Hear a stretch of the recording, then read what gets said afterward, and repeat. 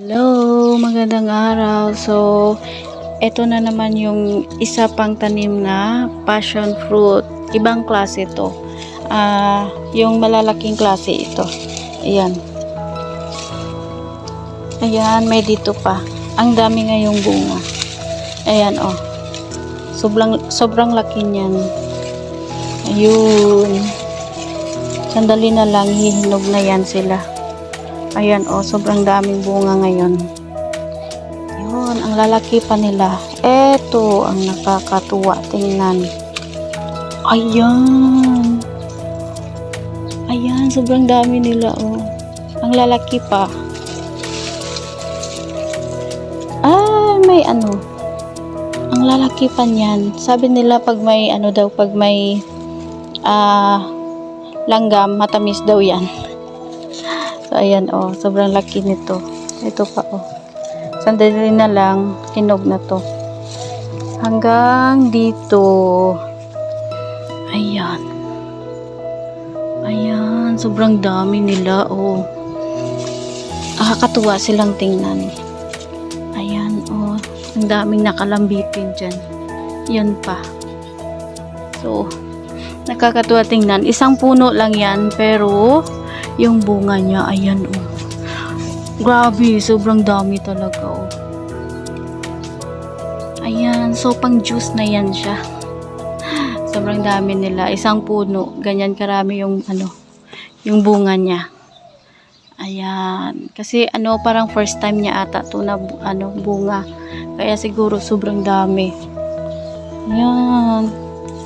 So, nakakatulong din siya sa mga ano, pananim na bulaklak sa loob kasi nga indoor na mga bulaklak dito sa loob. Ayan, so ang ganda ng mga bulaklak.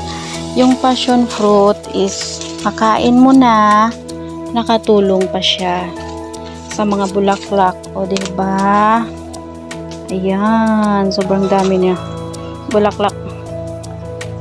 Indoor plants yan lahat kasi nilalagay yan sa office. Ayan. Ayan. So, yun nga ang kasabihan na pag may ano ka, may itinanim ka, talagang may aanihin ka. Ayan. Ang daming passion fruit. Ayan, ayan, ayan. Ayan, ayan. Gustong-gusto ko talaga kainin to. Inumin na ano, na juice.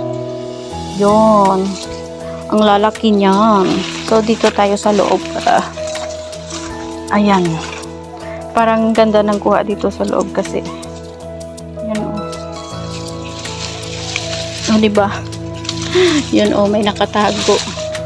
Isang puno lang yan. Dito may nakatago din, oh. Ang lalaki niyan, oh. Ayun. So, magtanim para may kainin. O, diba? So, pakita ko naman yung pananim kong ano, sitaw. Ayan, oh, may sitaw na lumabas.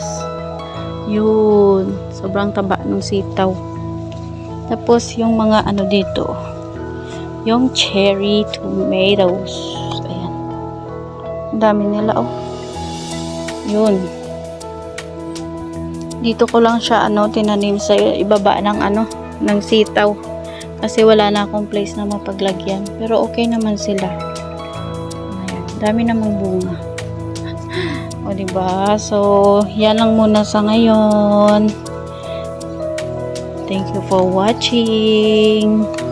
Bye-bye.